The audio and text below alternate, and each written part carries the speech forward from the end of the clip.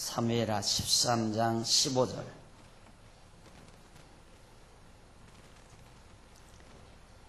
그리하고 암논이 저를 심히 미워하니 이제 미워하는 마음이 이왕 연애하던 연애보다 더한지라. 곧 저에게 이르되 일어나 가라. 다말이 가로되 가지 아니하다. 나를 쫓아보내는 그 큰 악은 아까 내게 행한 그 악보다 더하다 하되, 암논이 듣지 아니하고 그 부리는 종을 불러 이르되 이 계집을 내어보내고 곧 문빗장을 지르라 하니, 암논의 하인이 저를 끌어내고 곧 문빗장을 지르니라. 다말이 채색 옷을 입었으니 출가하지 아니한 공주는 이런 옷으로 단장하는 법이라. 다말이 쟤를 그 머리에 무릅쓰고 그 채색 옷을 찢고 옷을 머리 위에 얹고 크게 울며 가니라. 19절까지의 내용입니다. 한 주간 휴강을 해서 가물가물하실 겁니다. 내용, 흐름의 내용이. 그런데 우리는 지금 다윗 왕가의 비극에 대해서 우리가 지금 공부하는 중입니다. 다윗이 하나님 앞에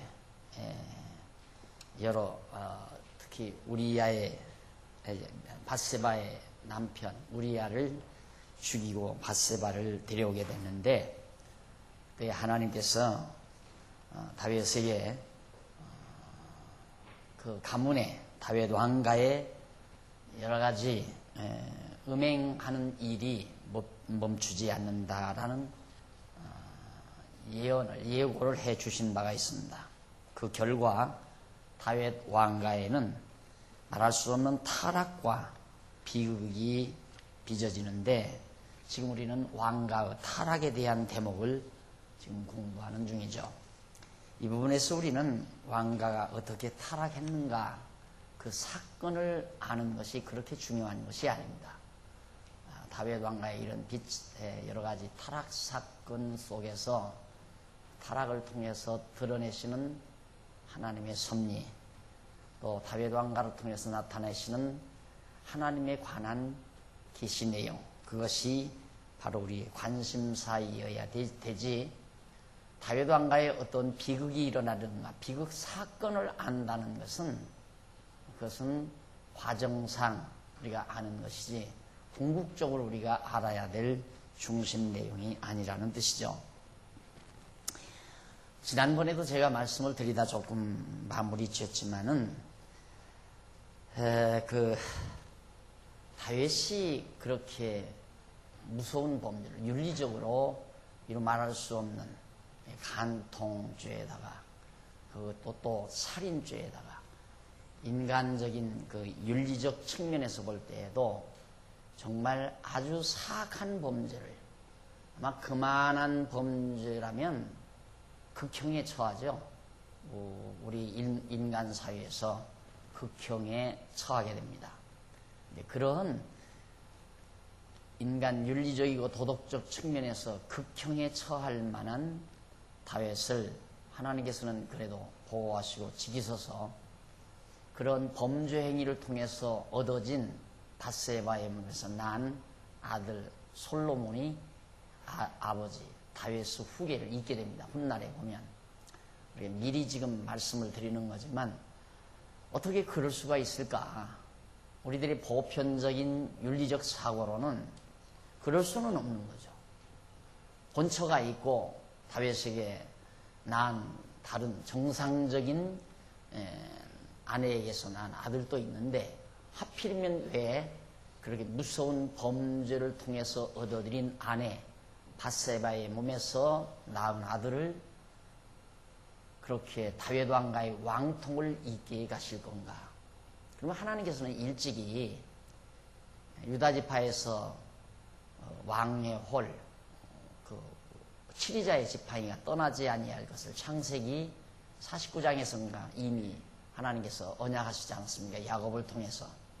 그러면 틀림없이 다윗의 시제 유다지파에서 나왔는데, 유다지파에서 나온 다윗의 후계를 이을 솔로몬이 밧세바가 아니었으면 모두 이어지질 않는 거죠. 다윗 왕가가 안 이어지잖아요. 밧세바를 몰래 그렇게 취하지 않았으면, 또 우리아를 죽이고 밧세바를 데려오지 않았으면 솔로몬을 낳을 수 없었을 것이고, 솔로몬을 낳지 않았으면 하나님의 언약은, 하나님의 계획은 숲으로 돌아갈 거란 말입니다. 이런 하나님의 말씀 속에 이런 아이러니가 있어요. 여기에서 이제 우리는 부분적으로, 성경을 부분적으로 살피면 얼마든지 설명이 가능합니다. 부분적으로 얘기하면.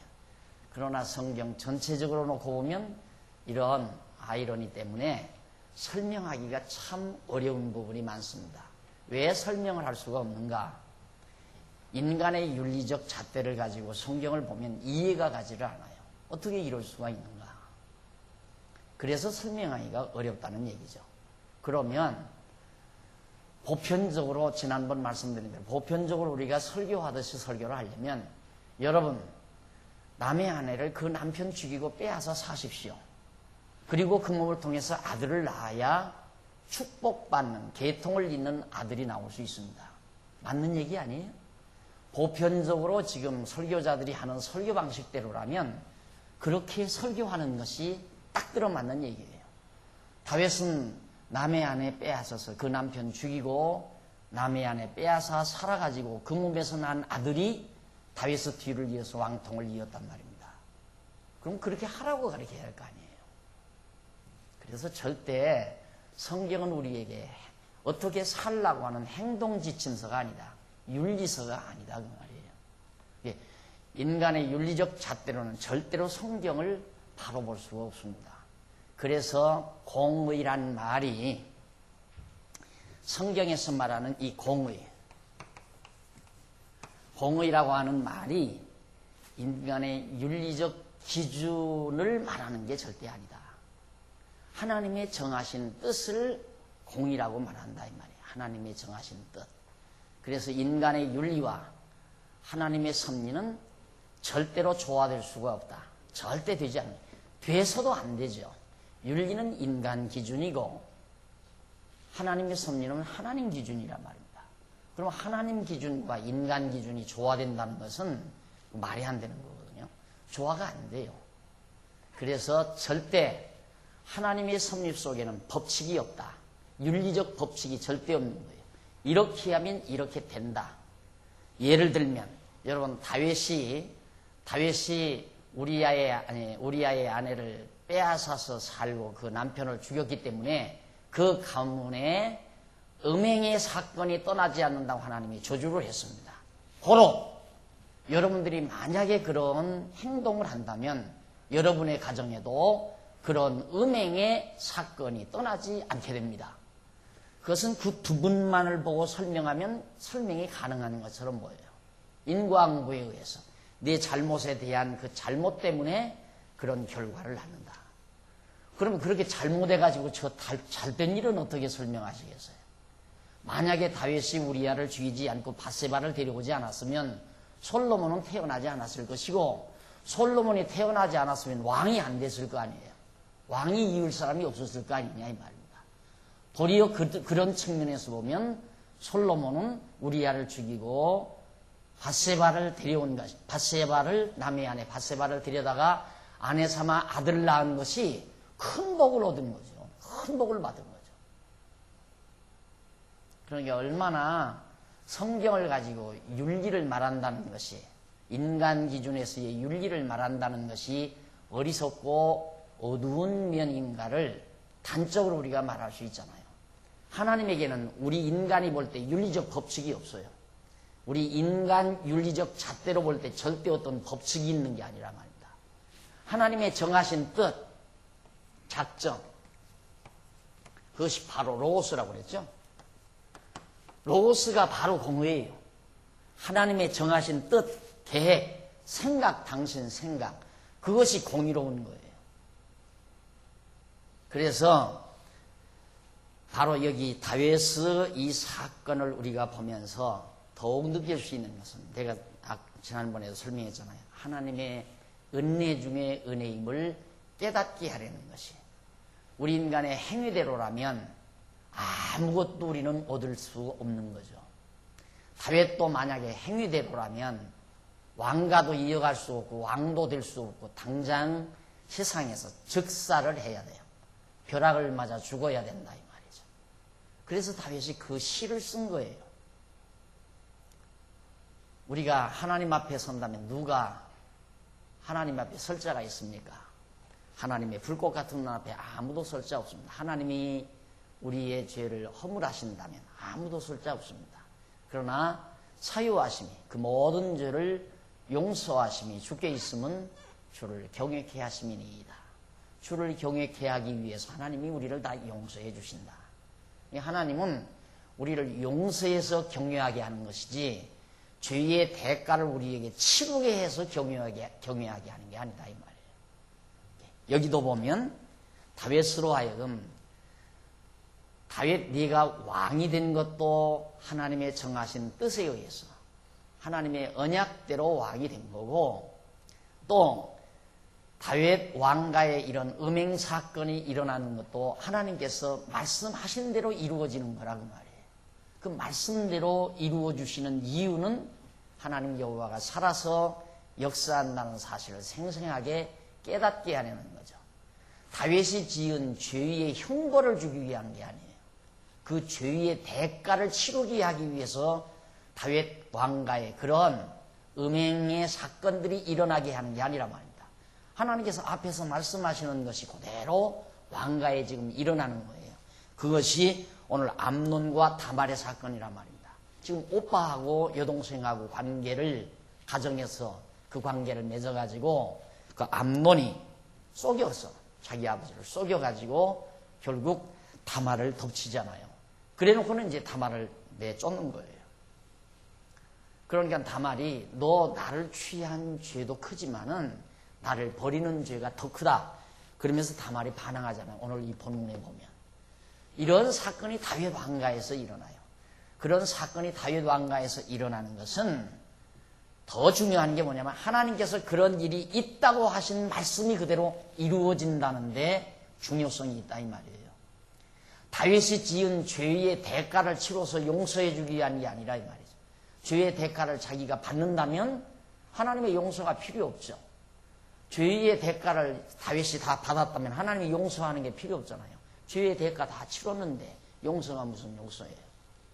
내가 예를 들어서 1억을 사기치고 감옥에 들어갔으면 법정에서 1억 갚아라 해서 1억 갚아버리면 용서받은 게 아니에요. 그런데 1억 갚을 돈도 없어요. 그런데 감옥에 들어갔어요. 그러니까 너 갚을 돈 없으니까 5년 형을 받아라.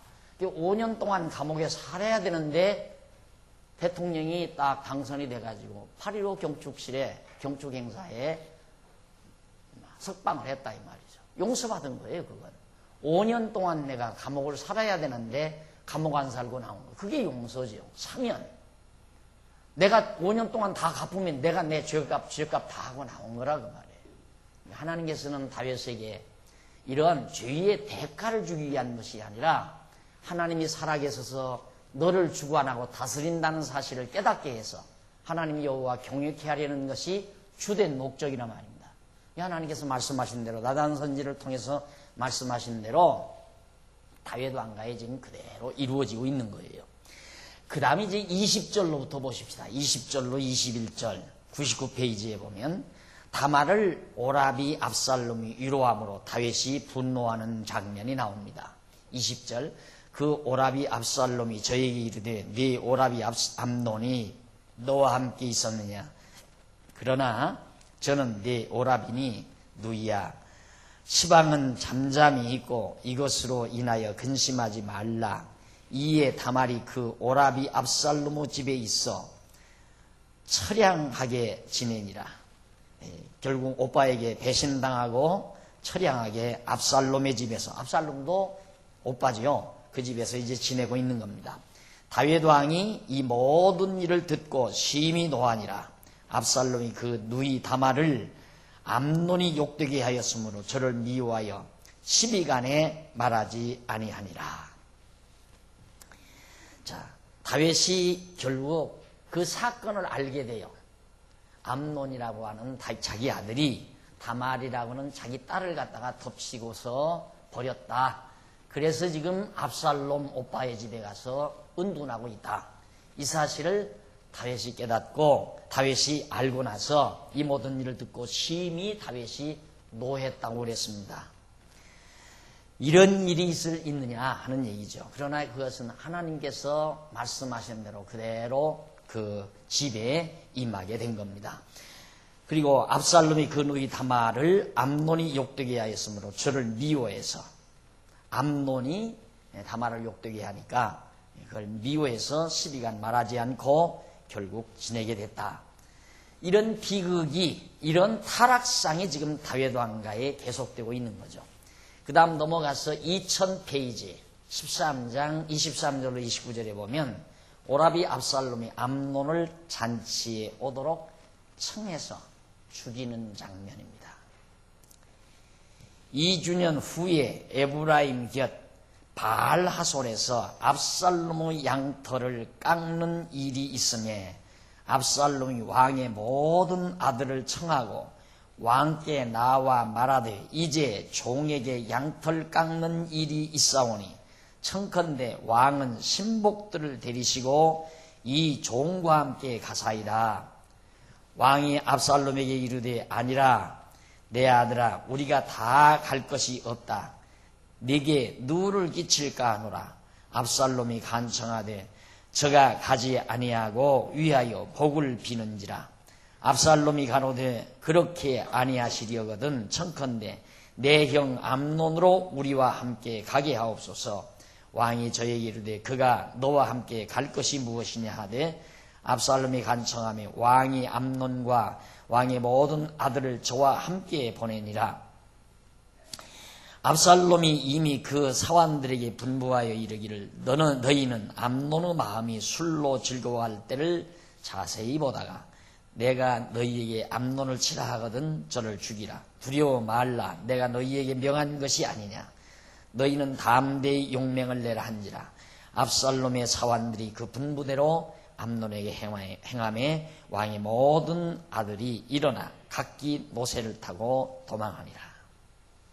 2년이 지났어요. 그런 일이 있으니 다말의 사건이 있으니 2년이 지난 후에 에브라임 곁 바알하솔에서 압살롬이 양털을 깎아요. 수확을 하는 거죠.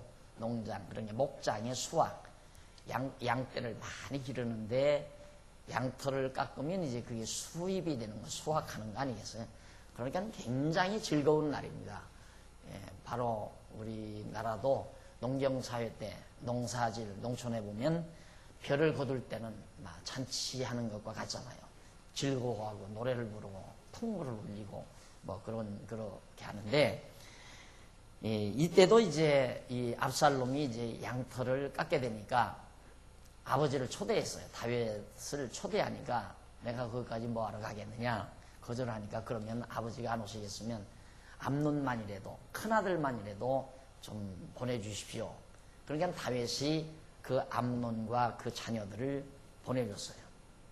그러니까 암논과 그 자녀들이 이제 압살롬의 그 목장에 가서 양털 깎는 데 가서 잔치에 참여해서 술을 거나하게 먹고 취할 그쯤에 압살롬이 암논을 칼로 찔러 죽이라고 신하들에게 분부를 했단 말입니다.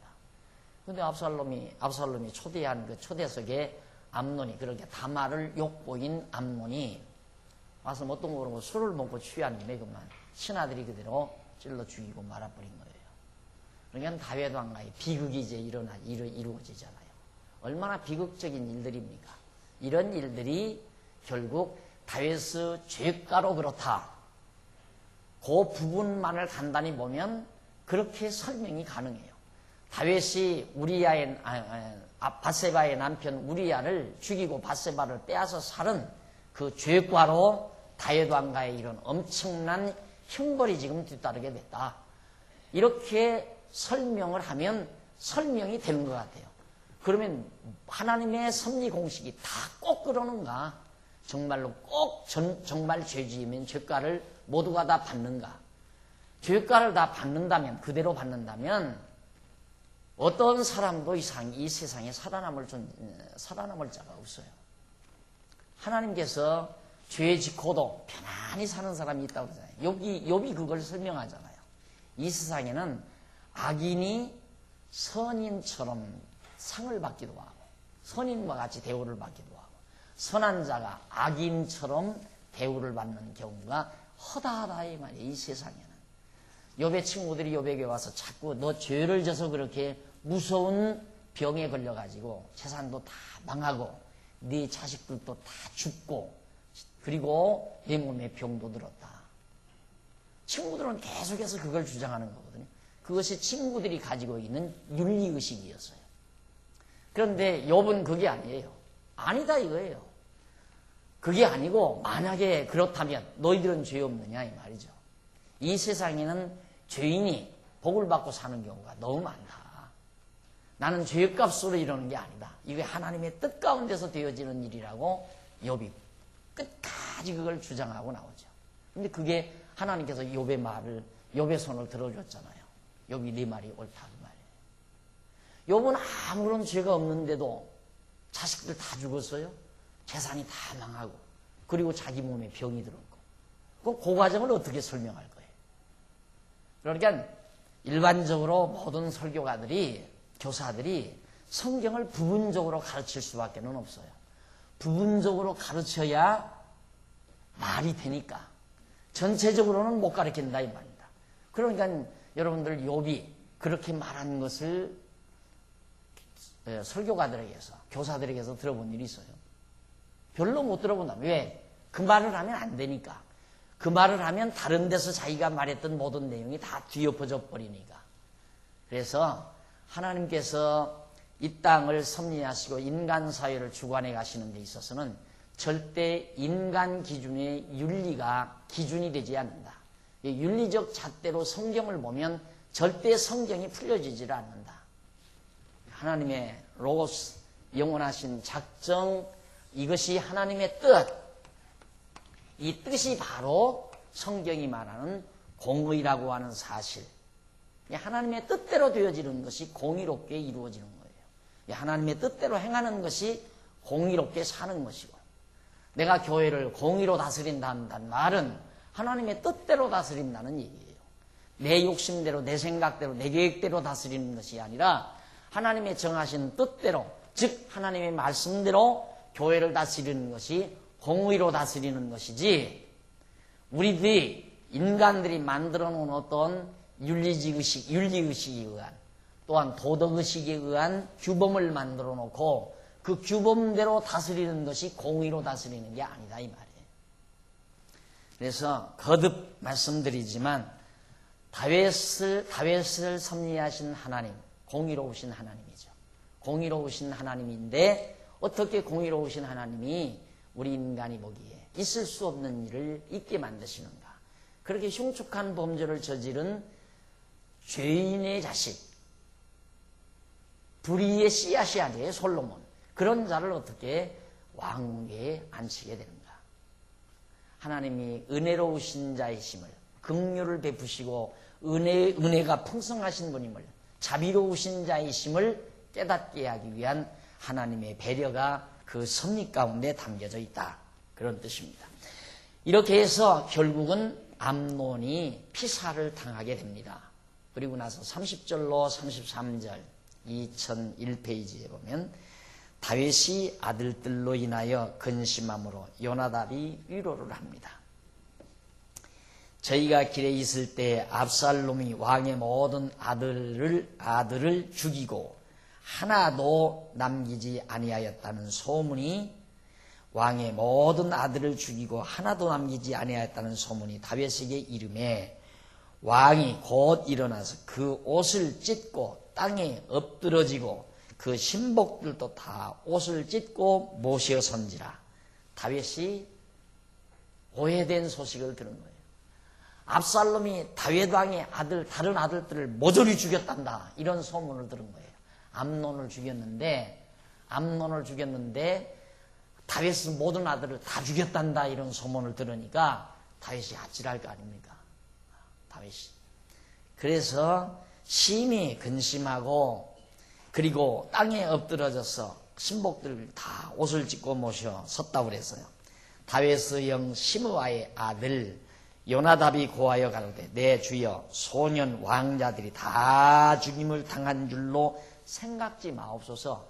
다 죽임당한 게 아닙니다. 그러면서 오직 암논만 죽었나이다.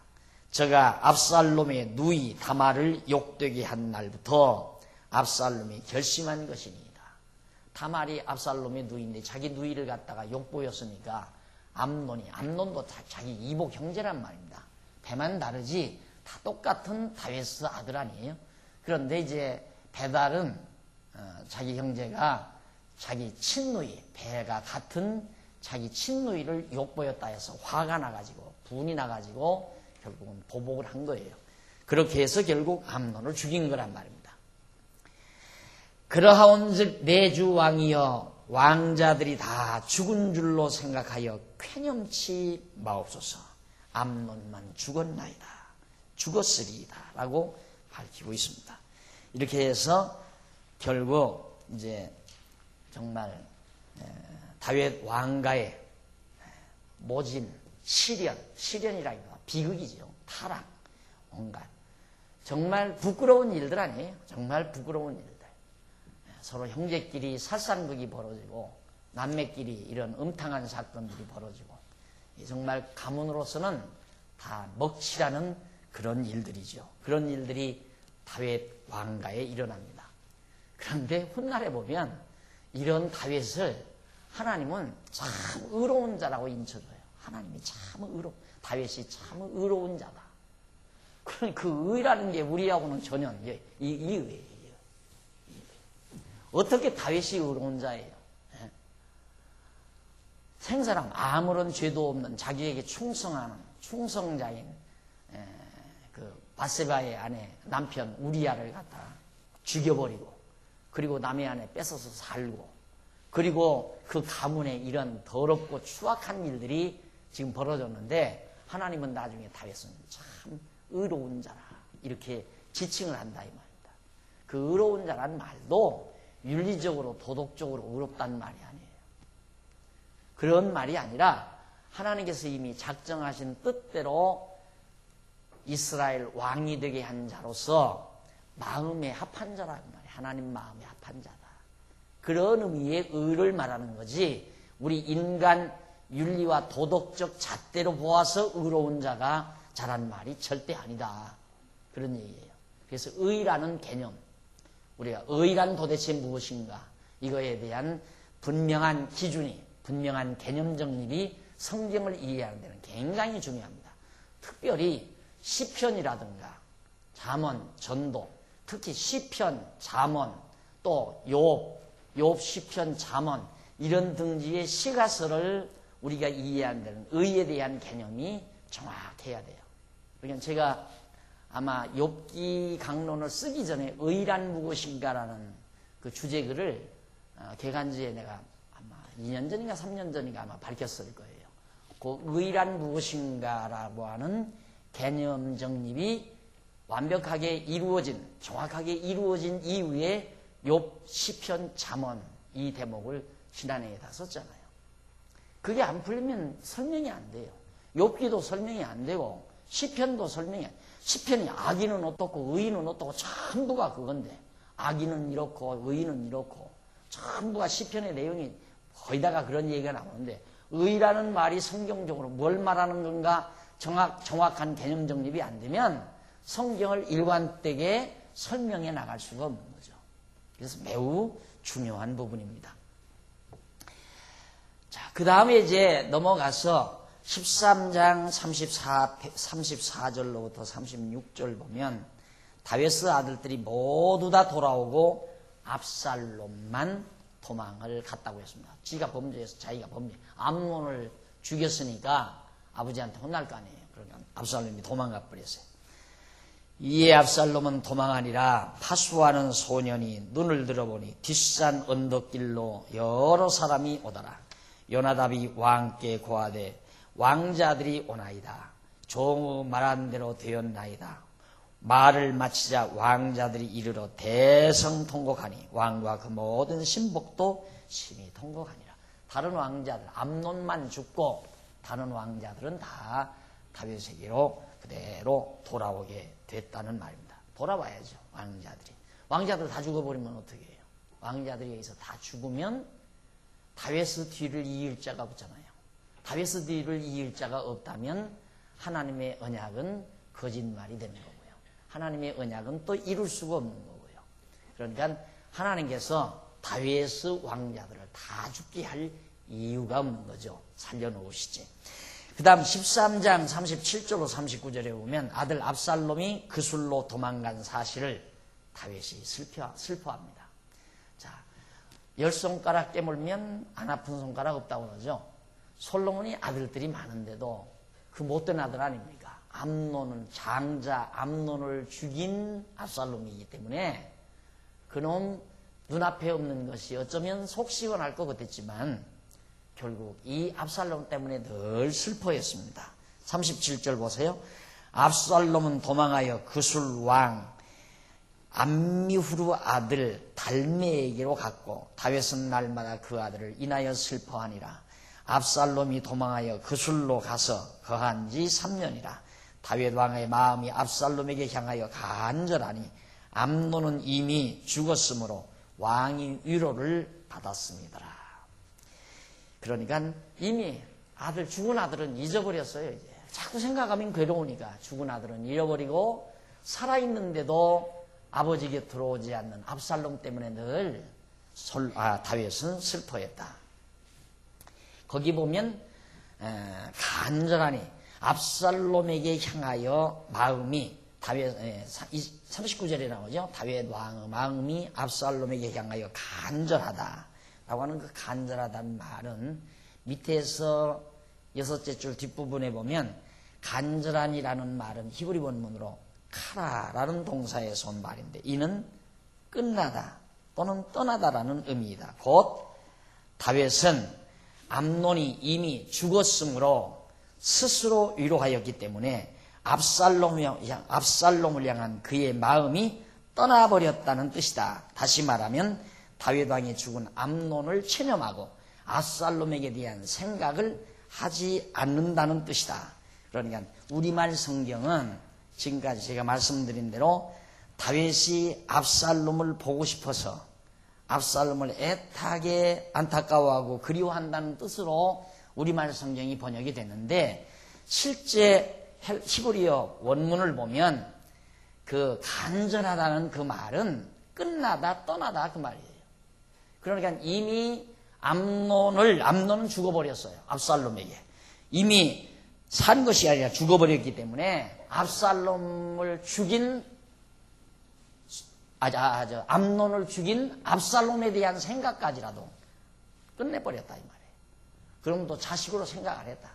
완전히 떠나버렸으니까 잊어버렸다 이 말이에요.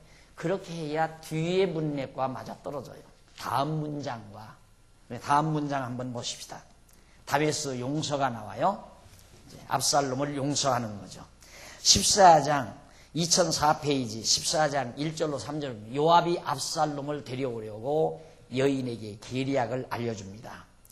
수레야의 아들 요압이 왕의 마음이 압살롬에게로 향하는 줄 알고 드고아에 보내어 거기서 슬기 있는 여인 하나를 데려다가 이르되 청컨대 너는 상주된 것처럼 상복을 입고 기름을 바르지 말고 죽은 사람을 위하여 오래 슬퍼하는 여인같이 하고 왕께 들어가서 여차여차히 말하라 할 말을 그 입에 넣어주니라.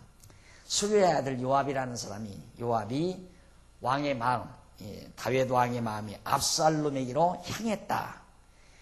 잊어버렸다가 이제는 압살롬에게로 잊어버린다. 이제 생각을 끝내버린 다윗이 다시 압살롬의 생각을 다윗이 하는 줄을 알게 됐어요. 요압이. 그전에는 생각을 안 했는데 이제 생각하는 줄을 알고 이제 요압이 작전을 꾸밉니다. 작전을 꾸며가지고 어떻게 했냐면 여인 하나, 아주 슬기로운 여인 하나를 데려다가 상복을 입혀서 왕에게 들여보내가지고 왕 앞에 가서 여차여차히 말하라. 다 일러줬단 말입니다.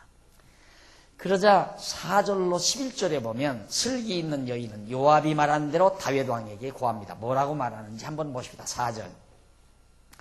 드고와 이 슬기 있는 여인이요. 드고와 여인이 왕께 고할 때에 얼굴을 땅에 대고 엎드려 가로되 왕이여 도우소서. 왕이 저에게 이르되 무슨 일이냐 대답하되 나는 참 과분이다.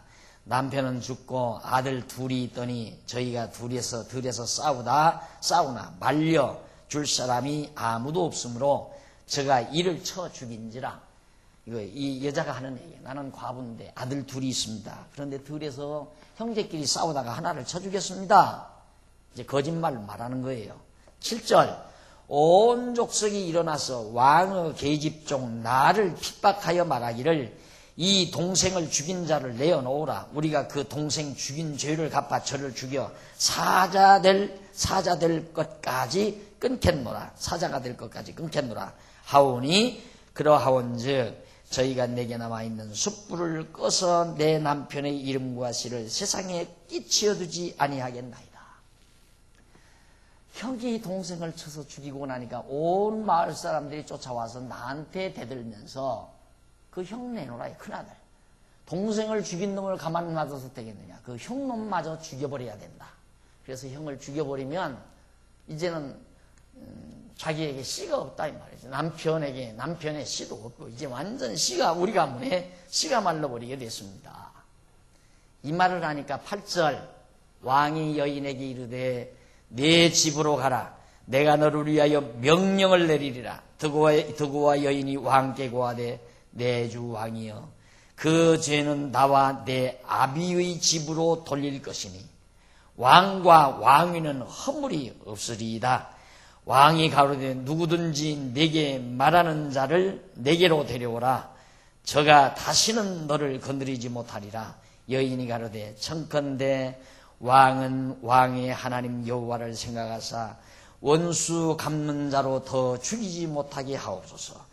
내 아들을 죽일까 두려워하나이다. 왕이 가로되 여호와의 사심을 가리켜 맹세하노니 네 아들의 머리카락 하나도 땅에 떨어지지 아니하리라. 왕이 죽이지 못하게 하겠다 이 말이에요. 동생을 죽인 형을 마을 사람들이 성읍 사람들이 죽이지 못하게 내가 어명을 내리겠다 라고 약속을 해줍니다. 그 말은 요압이 아니라 요압이죠. 요압이 이제 그 다윗의 곁을 떠나간 압살롬을 데려오도록 하게 하기 위한 다윗 왕의 마음을 지금 돌이키게 하려고 하는 거예요. 그러니까 아까 말씀드린 대로 다윗이 처음부터 압살롬을 막 그리워하고 압살롬을 불쌍히 여기고 그게 아니고 이미 큰아들 죽였기 때문에 큰아들 죽인 압살롬마저도 그냥 딱 관념을 끊어버린 거예요. 아들 하나 없는 셈 치자. 그러니까 요압이 이제 다윗의 마음이 좀 압살롬을 좀 이렇게 생각하는 듯 싶으니까 얼른 여인을 시켜서 왕의 마음을 확 돌이켜가지고 압살롬을 불러들이게 하려고 하는 것이 바로 지금 이 작업입니다. 자, 14장 12절로 17절 보면 거기에 보면 여인이 압살롬을 돌아오게 하자고 다윗 왕에게 간청을 합니다. 이제는 본문이 나와요. 12절. 여인이 가로되 청컨대 계집종을 용납하여 한 말씀으로 내 주 왕께 여쭙게 하옵소서. 가로되 말하라. 왕이여 나로 하여금 한 말씀 왕께 여쭙게 하십시오. 그러니까 말해보거라 하고 왕이 했단 말입니다.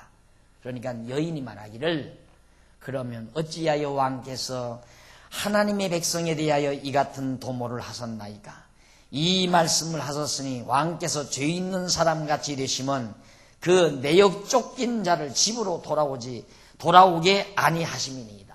왕께서 내역 쫓긴 압살롬을 집으로 돌아오지 않게 하니까 왕을 나쁘게 생각합니다. 이 말이에요. 다른 사람들이 다.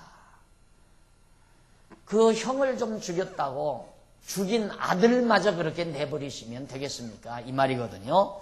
그러니까 14절 우리는 필경 죽으리니 땅에 쏟아진 물을 다시 모으지 못함 같을 것이오니 하나님은 생명을 빼앗지 아니하시고 방책을 베푸사 내어 쫓긴 자로 하나님께 버린 자가 되지 않게 하시나이다.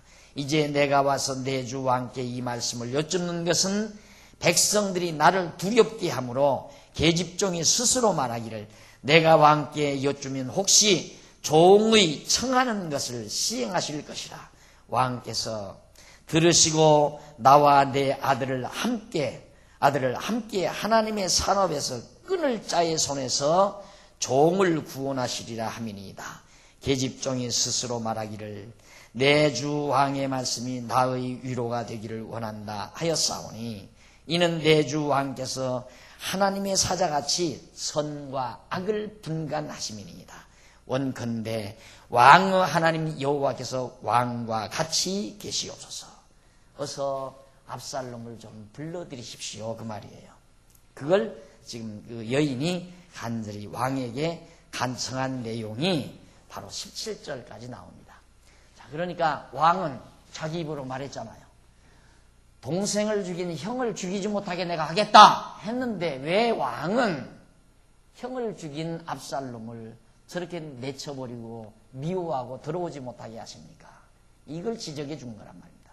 지적하면서 이 여자가 떨면서 용서하시라고 그러면서 백성들이 모두가 왕을 잘못하면 정죄합니다. 왕을 공의롭지 못하다고 그렇게 생각을 합니다. 왕께서 압살롬에게도 그렇게 은총을 베푸시라는 뜻으로 말을 해준 거예요. 그 다음 이제 18절로 20절 보면 다윗이 여인에게서 배우 인물이 요압인 것을 확인을 하죠. 여인이 와서 그 아주 지혜로운 여인이 와서 자기한테 그런 얘기를 하니까 이 배우가 누구냐? 누가 배우에서 이 일을 했는가? 왕이 다그닥 알아봤어요. 요압이 그랬구나. 나중에 이제 역사 조금 더 진행해 가보면요. 이 요압 장군이 압살롬하고 만세 불러요, 만세. 왕 만세하고. 그래서 요압과 압살롬은 상당히 친했어요. 그러니까 다윗은 사실상 압살롬이 들어오는 게 별로 원치 않았다. 왜? 압살롬은 마지막 사랑 아니에요. 밧세바가 마지막 사랑이란 말입니다. 그러니까 마지막 사랑하는 여인의 몸에서 난 솔로몬을 자기 위에 앉히고자 하는 생각을 가지고 있었어요. 또 하나님이 그렇게 약속을 했고, 내가 지금 다윗이 밧세바를 사랑했을 때 처음 낳은 아들은 하나님께서 죽는다고 그랬어요. 그건 죽는다. 그리고 그 다음 낳는 아들, 그 밧세바에 보면서 낳을 자식이 네 뒤를 이으리라. 하나님이 언약했단 말입니다. 그런데 이 압살롬이 이게 벌써 막 살기가 그러잖아요. 이게 다윗으로서는 참 괴롭죠. 이게 왕자가 다 죽었다 그러니까 솔로몬까지 다 죽었나 싶었을 거 아닙니까? 예를 들면. 그러니까 다윗이 굉장히 걱정을 했는데 다 죽은 게 아니란 말입니다. 그런데 압살롬이 나가 떨어진 거예요. 멀리 도망가 버렸어요. 외국으로. 망명 갔다 이 말이에요. 그러니까 그냥 다윗이 잘 됐다 이 말이에요. 그냥 생각 딱 끊어버린 거예요. 그러니까 앞에 그 번역이 바로 잘못된 번역이다 그 말이에요. 내용 자체가. 다윗으로서는 압살롬이 싫었어요. 살기가 그러고. 그런데 요압하고 압살롬하고 좀 가까이 친했던 것 같아요. 그러니까 여자가 들어와가지고 어떤 여자가 들어와가지고 압살롬을 데려오도록 그렇게 간청하는 걸 딱 들으니까 요 배우는 요압이로구나. 다윗이 당장 알아차려요. 요압이라는 것을. 왕이 그 여인에게 대답하여 이르되 내가 네게 묻는 것을 숨기지 말라. 여인이 가로되 내 주 왕은 말씀하옵소서.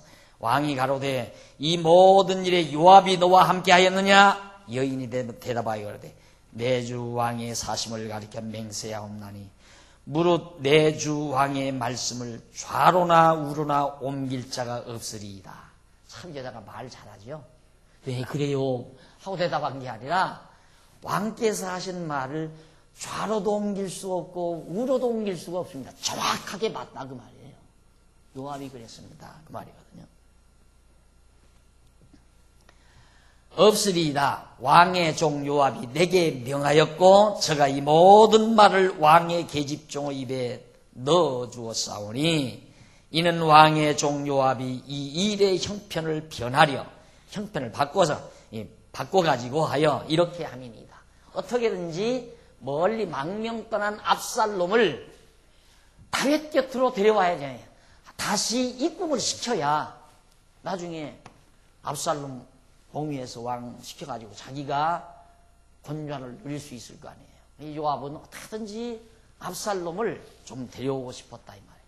그렇게 하기 위해서 그렇게 한 겁니다. 내주 왕의 지혜는 하나님의 사자의 지혜와 같아서 그러니까 다윗의 지혜가 대단하다 이 말이에요. 어떻게 그걸 그렇게 잘합니까? 그 말이죠. 귀신이 보듯이. 귀신이 본 게 아니죠. 하나님께서 다윗에게 지혜를 주어서 벌써 말한다고 알고 안 한다고 모르는 게 아니잖아요. 지혜가 있으면 다 알거든요. 세상 돌아가는 이 원리를 아니까 이러니까 이렇고 이러니까 이렇고 이러니까 이렇게 되는구나 알잖아요. 그러니까 다윗이 저 여자가 왜 갑자기 와서 압살롬을 저럴까? 그건 틀림없이 요 배우 요압이라는 인물이 있구나. 하는 대로 말해라. 네 뒤에 이 일을 시킨 자가 요압이지. 그러니까 좌로나 우로나 옮길 수가 없네요.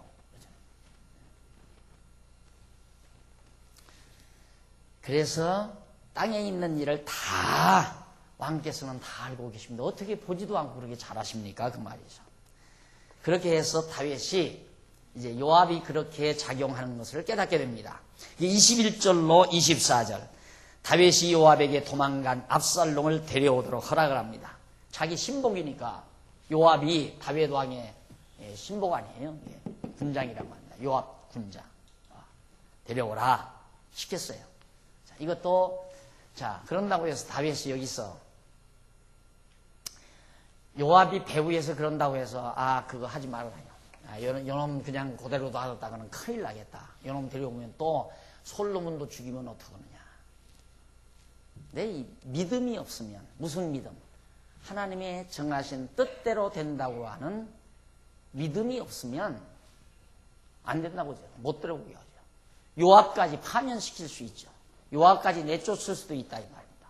너 이놈 무슨 딴 생각을 하고 있느냐.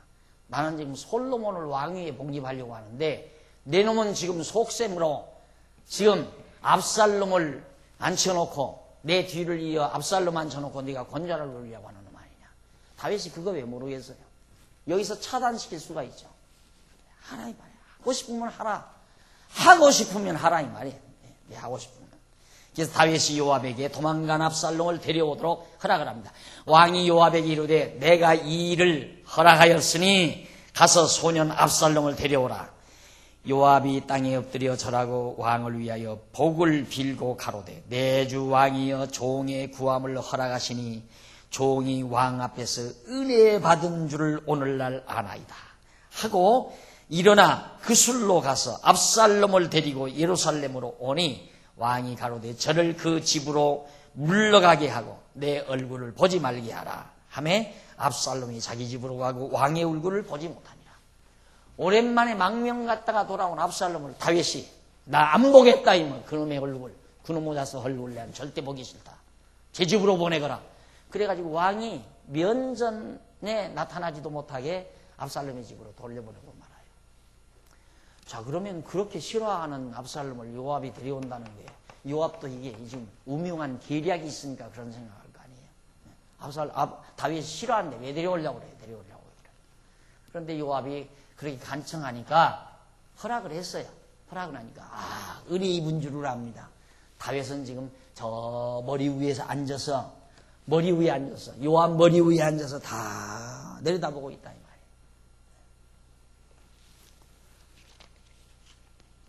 사람 뜻대로 안 된다는 것 이런 데서도 너무너무 잘 알잖아요. 그래서 항상 이래라 저래라가 아니라 하고 싶으면 하라 이 말이에요. 아무리 하고 싶으면 해도 결국 누구 뜻대로 되니까 하나님 뜻대로 모든 일은 이루어지니까. 이렇게 이제 예를 들어서 뭐 지금 결혼 상대가 둘이 있다 이거예요. 하나는 뭐 장모님 아들이고 하나는 사장님 아들인데 뭐 어쩌고 저쩌고. 근데 이미 마음은 돈 많은 사장님 아들 쪽으로 다 기울어져 있어 자기가. 그리고 와서 나하고 상의를 해요. 그럼 내가 그 장모님 아들한테 가라. 그러고 지적을 해줄 줄 알고 그렇게 해줄 줄 알고 혹시나 이제 그렇게 와서 묻는 거죠. 그러나 나는 뭐라고 대답하겠어요? 그래도 믿음 택해야지. 장로님 가문으로 시집가라. 그렇게 안 하죠. 하고 싶은 대로 해. 마음 쏠리는 데 있잖아. 글로로 가 그냥. 이건 믿으니까 이건 믿으니까. 데려오라 이 말에 데려오라. 데려와도 왕 안 돼요. 요압 계획대로 안 된다 그 말이에요. 하나님의 정하신 뜻대로 되는 것이지. 그래서 무리가 없는 거예요. 무리야. 이 무리한 통치라고 하는 건 억압이거든요. 강압적으로 자기가 생각하는 쪽으로 막 몰아가는 거죠. 그쪽으로만 하게끔 만들고 명령하고 차단하고 억압하고. 그래서 신앙 양심의 자유라고 하는 것이, 나는 장로교가 좋은 이유가 이 자유, 이 말이 너무너무 좋아서 그래요. 이 말이 너무너무 좋아서. 제가 항상 책에다가 제 사인을 해달라고 하면 이 진리자유라는 말을 항상 제가 빼놓지 않습니다. 이 진리자유. 진리가 우리를 자유케 한다. 이 진리를 깨닫게 되면 자유스러워져요. 사람이 옹졸하게 그렇게 막 차단돼 있지, 사고가 차단돼 있지 않는 날, 아주 오픈돼 있고 자유스러워지고. 그렇기 때문에 남도 억압할 필요가 없어요. 하기 싫은 거 왜 자꾸 하라고 그래요? 이렇게 해야 됩니다. 그러면 안 됩니다. 왜 그런 바보짓을 하느냐 이 말이에요. 하고 싶으면 하고, 하기 싫으면 말고. 하고 싶은 대로 하라 이 말이에요. 하고 싶은 대로. 그러니까 어떤 말을 해도 마찬가지예요. 하고 싶은 대로. 저 집사할까요? 하고 싶으면 해.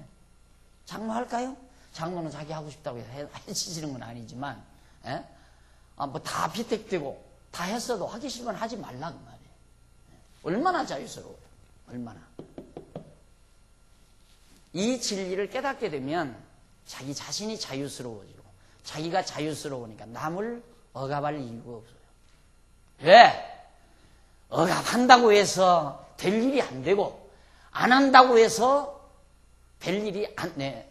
응? 그렇게 알아들어요, 그냥. 다 알아들었잖아요. 네. 억압한다고 해서 될 일이 안 되고, 억압 안 한다고 해서 안 될 일이 되는 것도 아니라 이 말입니다. 어차피 하나님의 정하신 뜻대로 되어지는 거니까.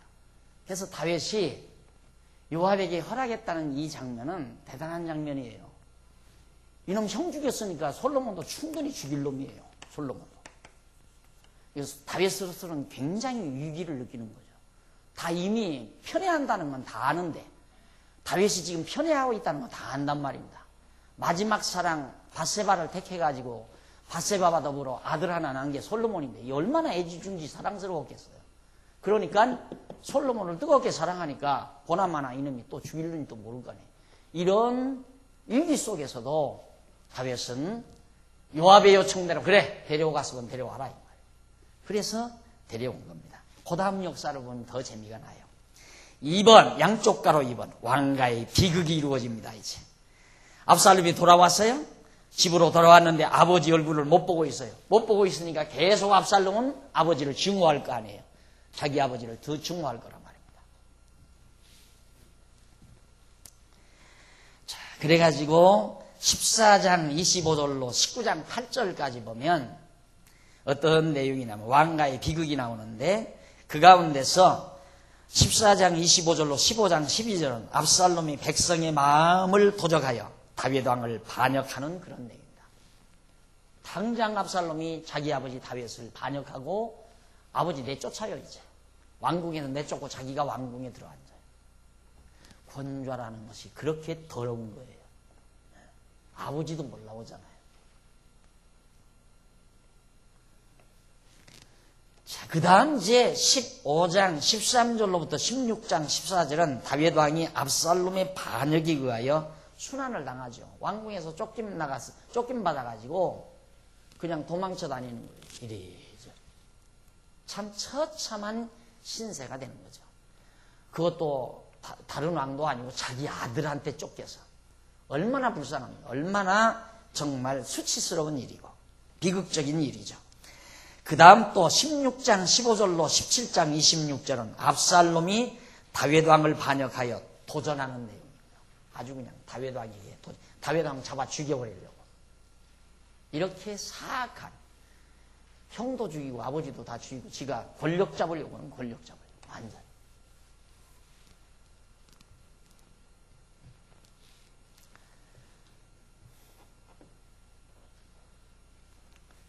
그 다음 이제 17장 27절로 19장 8절은 압살롬이 다윗 왕의 신복들과 싸우다가 결국 압살롬이 죽잖아요.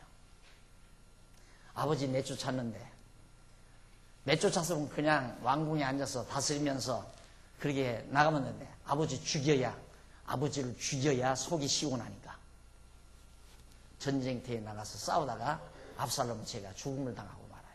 그런 비극적인 일이 바로 19장 8절까지 나타납니다. 14장에서부터 19장 8절까지. 자, 왜 죽었는가? 압살롬은 왜 죽었는가? 공의대로 죽은 거예요. 다시 말해서 하나님의 뜻대로 죽은 거라 그 말이에요. 압살롬이 왕의 자리에 앉아야 될 이유가 없어요. 하나님은 이미 다윗에게 왕의 기름을 부어서 이스라엘의 왕의 자리에 앉혔기 때문에 다윗 왕이 압살롬에게 죽임을 당할 자가 아니라 이 말이죠. 요압더러 뭐 이러면 안 된다 한마디 거절했으면 다윗은 수치 안 당하잖아요.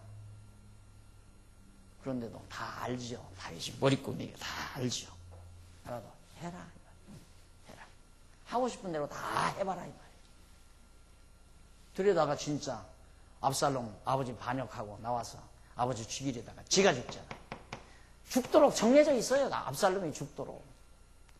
자, 이런 진리를 알고 나면 어떻게, 이런 진리, 이런 공의, 이런 로스, 이런 하나님의 뜻을 알고 나면 하나님이 살아계시고 여호와 하나님이 지금 생존하시고 역사를 주관해 가시고 내 삶을 주관해 간다는 것을 내가 확실히 믿는다면 어떻게 마음이 옹졸해지겠어요? 안 그래요? 될 대로 되라 이 말이에요. 될 대로 되라. 하나님을 전제하고 될 대로 되라 이 말이에요. 이래도 좋고 저래도 좋고 하고 싶은 대로 해봐라 이 말이에요. 어차피 하나님의 뜻대로 되는 거니까. 그래서 우리의 좁은 마음이 넓어져지니까 모든 걸 소화하니까 스트레스가 해소되고 스트레스 해소되니까 마음에 평안이 오고 기쁨이 오고. 왜 하나님을 믿고 산다는 게 그만큼 대단한 힘이에요. 하나님 뜻 아니에요? 너무 정확하잖아요. 그럼 우리가 생각할 때 그냥 그럴 바야 뭐하러 요압을 시켜가지고 데려오게 만들고 데려와서 또 이 비극이 일어나게 만들고 비극이 일어나서 요압이 압살롬이 죽게 만드는가. 쓸데없이 어차피 다윗이 다시 왕이 될 거. 그래서 내가 늘 강의할 때 그 말이에요. 어차피 다윗이 그냥 왕 노릇할 거. 압살롬이 공연히 요압이 압살롬 데려오지 못하도록 했으면 되지 않느냐. 그럼 오늘 우리가 공부할 게 없죠. 그렇죠? 끄덕끄덕 하시네. 그럼 오늘 우리가 공부할 게 없어요. 배울 게 없다 이 말이에요. 배울 게. 그래서 하나님은 헐었다가 세우기도 하시고 죽였다가 살리기도 하시고 가난하게 했다가 부유하게도 하시고 약하게 했다가 강하게도 하시고 우리 배우게 하려고. 그냥 늘 건강하면 그냥 건강한 줄 알아요. 그러나 병들었다 건강하면 하나님의 은혜다. 하나님의 뜻대로 되어지는 거구나. 그걸 깨닫게 되잖아요. 우리가. 다윗이 요압을 시켜서 압살롬 데려오게 하는 용단은 보통 생각으로는 안 되는 생각입니다. 나 같아도 못 데려오게 할 것 같아요. 나 같아도. 내가 만약에 다윗 군좌에 앉아서 요압이 이런 잔머리 굴리면서 압살롬 데려오려고 할 때 내가 데려오게 하겠는가? 모르지. 지금쯤은 데려오고 싶으면 와봐라 할지도 모르죠. 왜? 조금 알잖아요, 제가. 그러니까 여러분에게도 이렇게 가르치는 거고. 데려오게 할까 말까 얼마나 괴로워요. 생각 길게 할 거 없어요. 생각이 많아진다고 하는 건 몸만 피곤하게 하는 거예요. 간단해요. 하고 싶은 대로 해라 이 말이에요. 하고 싶은 대로.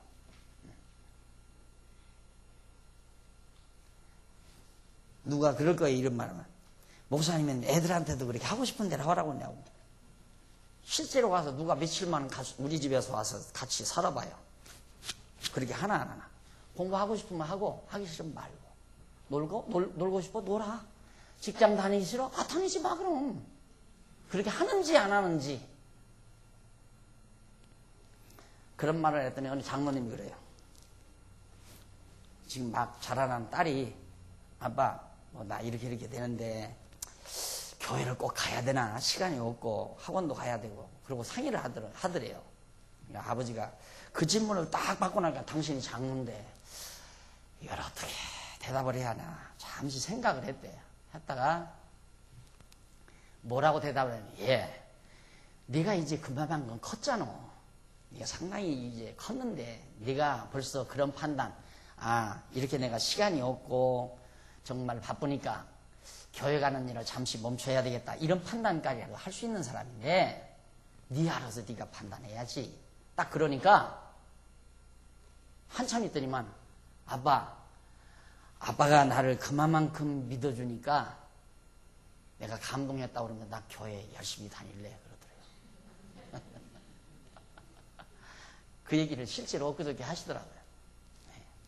억압하는 건 안 돼요. 억압은 그건 완전히 비인간적인 폭력이에요. 왜 억압을 해요?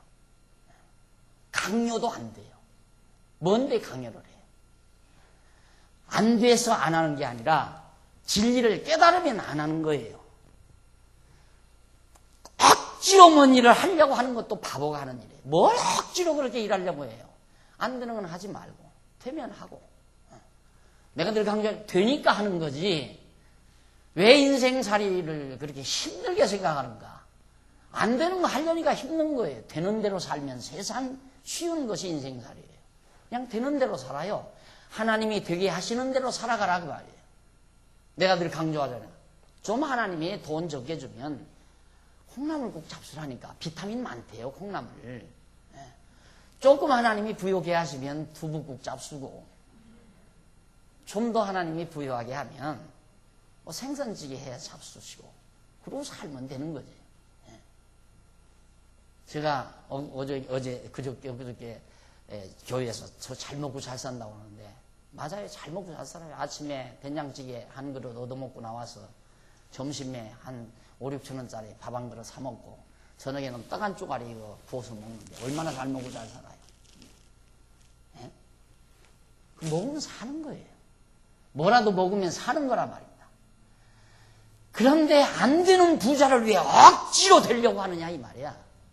되는 대로 하나님 부자 시키면 부자 노릇하고, 가난하게 하시면 가난하게 살고, 다 하나님이 날 가르치려고 이렇게 가난하게도 했다, 부유하게도 했다, 병들게도 했다, 건강하게도 했다, 망하게도 했다, 흥하게도 했다, 내쫓기게도 했다가 다시 들어오게도 했다. 어차피 다윗이 왕위에 앉을 것 무엇 때문에 압살롬에게 수치당하게 하나님이 하시느냐 이 말이죠. 그것도 다윗이 스스로, 인간 편에 생각하면 다윗이 스스로 자초한 거예요. 자초한 거. 요압에게 이러면 안 된다 이러. 비열하게 한 여자 시켜가지고, 남자가 여자에게 약한 줄 알고 다윗에게 여자를 시켜가지고 와서 간청하게 만든 이 요망스러운 이 요압의 이 음모, 당장 거절할 수 있죠. 당장. 그러나 대할 때를 해보라 이 말이에요. 다윗의 그때의 그 생각의 폭, 하나님 모르고야 그게 됩니까? 절대 안 되죠. 하나님을 여호와로 아는 지식이 다윗을 그렇게 흔연스러운 너그러운 왕으로 만들어낼 수 있는 것이다. 자, 그럼 압살롬의 반역부터 보십시다. 차 한 잔 드시고 정각에 오십시오.